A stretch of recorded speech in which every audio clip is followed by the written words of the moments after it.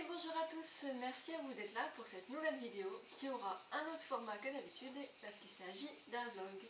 Cette semaine, donc nous sommes le 19 juillet, jusqu'à ce dimanche 25, je fais un challenge avec mon binôme Alban du compte Critique Chronique, un jour un manga. Donc pour cela j'ai fait une sélection de 7 mangas qui sont juste là. Donc je vous les présente vite fait et je vous fais à chaque fois un petit retour après mes lectures.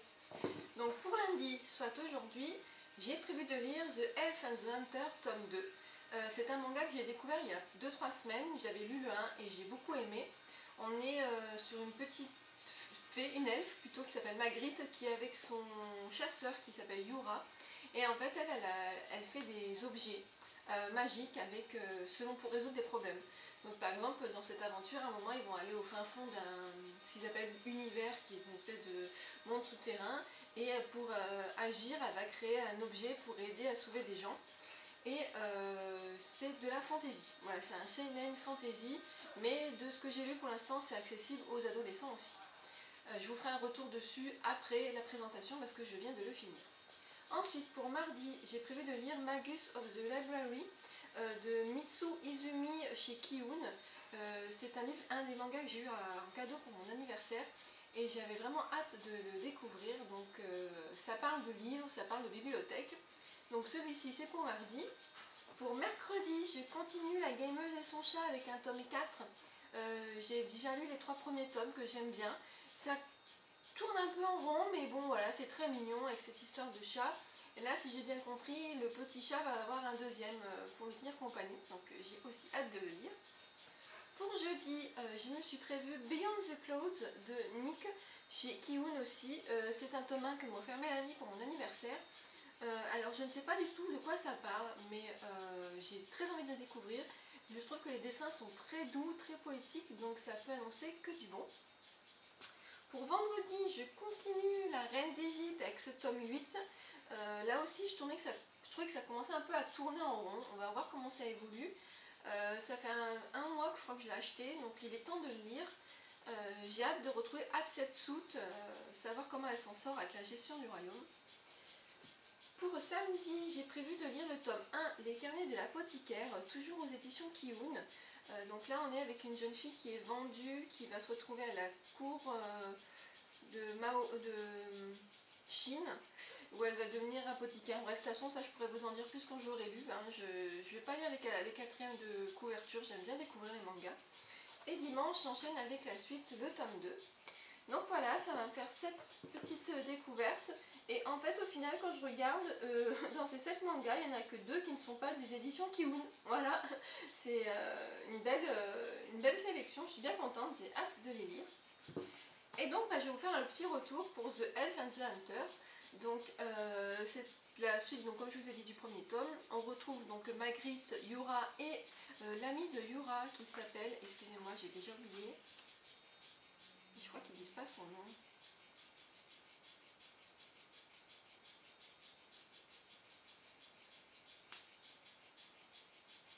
Non, ouais, c'est pas précisé.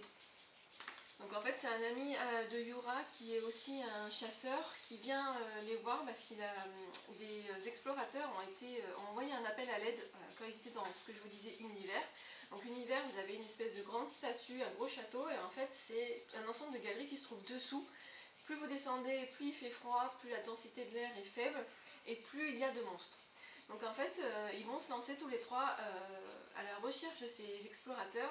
Et une fois sur place, Magritte va créer un objet pour sauver les explorateurs. Donc c'est le début du manga. Après, elle va se rendre compte que quelque chose touche Yura de près. Et elle va se mettre pour mission de résoudre ce problème. C'est tout mignon, tout choupi. J'aime beaucoup, vraiment. J'ai vraiment hâte de découvrir la suite.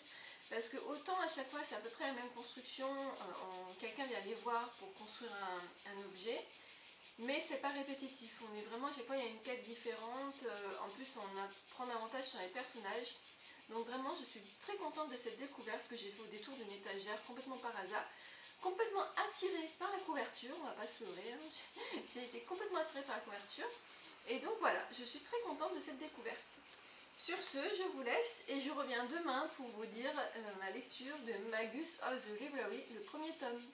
Et bonjour, nous sommes mardi, deuxième jour de ce challenge Un jour un manga. Ma lecture du jour a donc été Magus The Library, tome 1 de Mitsu Izumi, paru chez Kiun. C'est un manga que m'a offert mon amie Manuela et que j'avais très envie de découvrir. Donc on va suivre ce petit garçon qui vit dans les faubourgs d'un petit village. Il est assez pauvre, vraiment. Sa sœur qui s'occupe de lui, qui l'élève, est obligée de cumuler trois emplois pour qu'il puisse survivre. Et en fait, elle fait tout ça pour que lui puisse aller à l'école parce qu'il veut qu'il soit instruit pour avoir un avenir meilleur que le sien.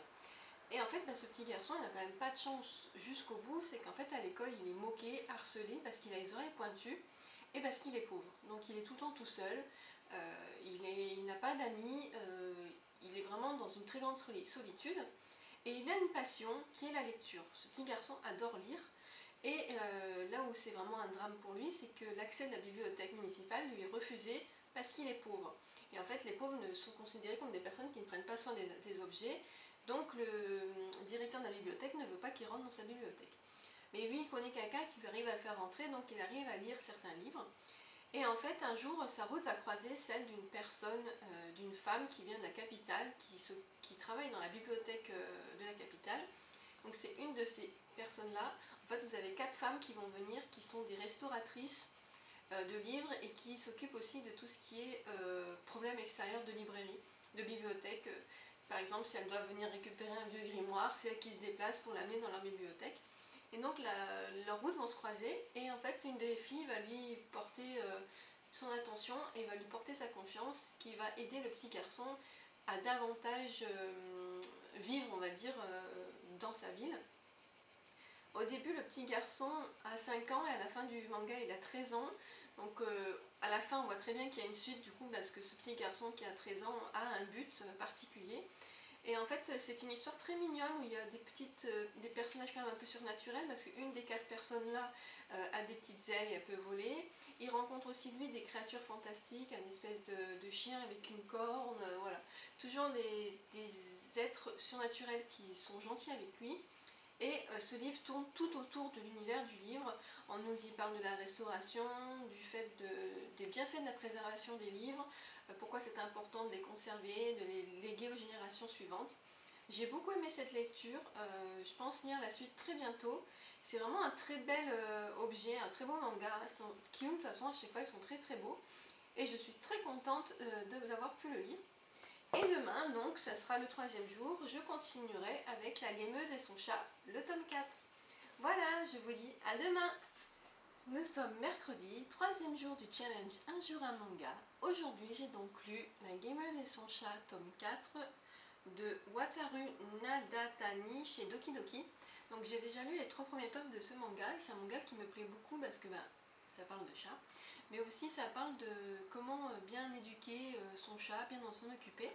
Et dans celui-ci, que j'ai trouvé bien plus intéressant que les 3 premiers, l'auteur nous explique grâce à ce manga comment insérer de manière paisible un 2e chat avec un chat qui est déjà sur son territoire et qui est déjà bien ancré chez lui.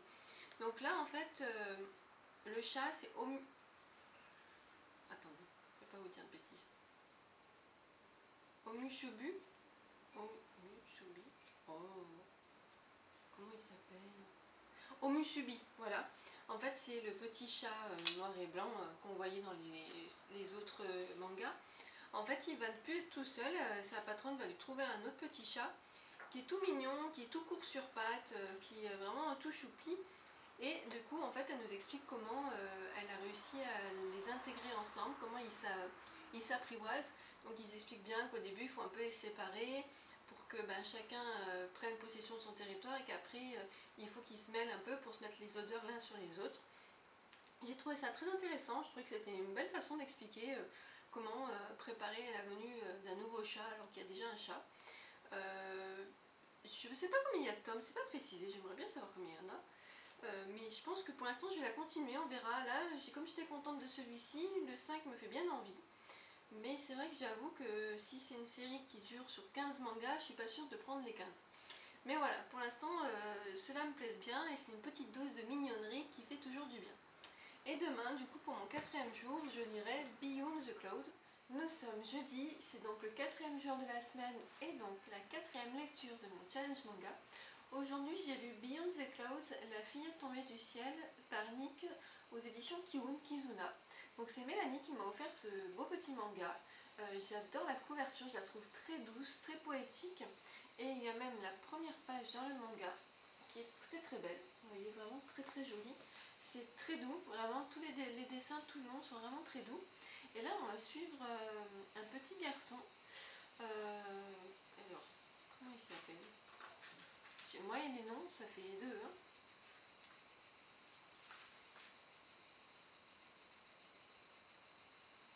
Théo, voilà, pardon, excusez-moi, c'est un petit garçon qui s'appelle Théo, donc c'est lui, avec ses petites lunettes d'aviateur sur la tête, qui travaille avec tout un groupe de personnes, donc il y a des humanoïdes, pardon, donc des personnes humaines classiques, et vous avez des personnes qui ont des petits détails d'animaux. Son patron est un gros chat, mais qui est debout avec un short. Un de ses amis est un chat, mais il a tout le corps d'un être humain avec juste les deux petites oreilles et la petite queue. Et en fait, c'est un monde un peu particulier où les créatures côtoient donc les humains. Et il vit dans une ville qui est ce qu'on appelle la ville jaune, parce que les usines de cette ville dégagent beaucoup de fumée jaune qui pollue toute la ville et qui du coup la font avoir tout le temps cette teinte jaunâtre. Et un jour, en allant dans ce qu'il appelle lui la cité des rêves, ce qui ressemble beaucoup à une décharge, il va tomber sur une petite fille, donc cette petite fille qui s'appelle Mia. Et Mia, elle a une particularité, c'est qu'elle a une aile. Donc il lui en manque une, donc là on le voit, il y en a une qui est réparée. En fait, il la retrouve, elle est blessée, inconsciente, et il va la soigner, donc il va l'amener avec lui la soigner. Et voilà, donc en fait c'est l'histoire de cette rencontre, l'histoire de Mia qui ne se rappelle plus de rien. Qui est-elle? Que faisait-elle dans cette décharge? Pourquoi était-elle blessée? Parce qu'avant qu'il la trouve, il a entendu un énorme bruit comme un coup de feu. Il n'a rien vu et après du coup il l'a trouvée. Donc est-ce que c'est elle qui a été blessée alors qu'elle volait? Donc on n'a pas les réponses à toutes ces questions. Je pense qu'on aura les réponses dans la suite. Ce qui me fait un peu peur, c'est que j'ai vu passer sur les réseaux des personnes qui disaient que ça tournait un peu en rond au bout d'un moment. Donc j'espère que ça ne sera pas trop le cas, parce que bon, ça serait dommage, je le trouve très très beau. Je suis contente, c'est une nouvelle découverte en termes de manga. Merci Mélanie pour ce petit concentré de douceur. Et puis pour demain, vendredi, 5e jour, j'enchaînerai avec la lecture de Reine d'Égypte tome 8. Donc je vais partir dans l'Antiquité égyptienne. Nous sommes vendredi, 5e jour du challenge. J'ai pas pu vous prendre hier parce que je n'ai pas eu le temps et je n'avais pas terminé mon manga. Donc j'ai préféré attendre aujourd'hui pour vous parler des deux derniers que j'ai lus. Donc hier j'ai commencé Reine d'Égypte, le tome 8 de Shi Inodu chez Kiun. C'est un manga que j'ai découvert il y a 8-9 mois grâce à Estelle de Petite Lectrice. Et pour l'instant je suis à jour parce que c'est le dernier tome qui est sorti. Et là on retrouve le pharaon, la pharaon Hatshepsut, donc qui règne sur l'Égypte et qui est avec sa fille donc, qui s'appelle Néferouré, qui est la princesse, et son fils qui est Toutmossit, il me semble. Et en fait, on est encore dans leur rivalité pour savoir qui va régner sur le pays. Est-ce qu'elle doit laisser sa régence pour que son fils règne et tout. J'avoue que je suis un peu déçue de celui-ci, je trouve que ça tourne un peu à rond. La fin, on a un peu avancé dans le temps, mais voilà, je sais, le problème c'est que je sais pas en combien de tomes c'est. Si ça se fait en 10 tomes, je me dis bon, il m'en reste que 2, je le termine. Mais s'il y a 15 tomes, ça va pas m'intéresser. Donc j'ai essayé de faire des recherches pour savoir en combien de tomes c'est. Donc voilà, un peu mitigé. Après, par contre, c'est toujours un très beau manga. Hein.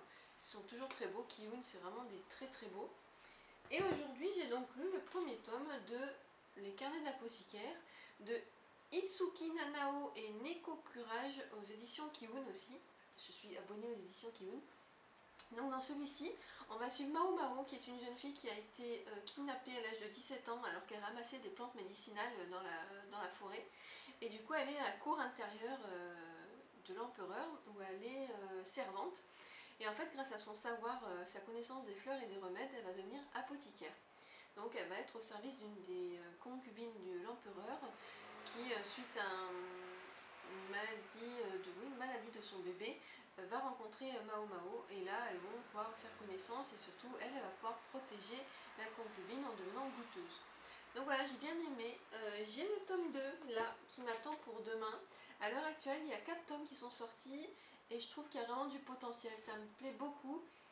J'aime beaucoup le fait que ça se passe donc en Chine, dans l'Antiquité chinoise.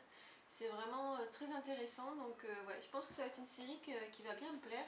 J'aime beaucoup les tranches, elles sont vraiment très jolies. Donc voilà, ça sera le dernier manga pour cette semaine, un jour un manga. Donc bah, je vous dis à demain et pour vous, bah, à tout de suite pour le dernier manga. Nous sommes lundi, il est temps de faire un petit bilan de ce challenge un jour un manga. Tout d'abord, je voulais vous parler de mes 2 dernières lectures de manga donc, qui ont fait samedi-dimanche. Il s'agit des 2 premiers tomes des Carnets de l'apothicaire de Itsuki Nanao et Neko Kurage, parus aux éditions Kiun.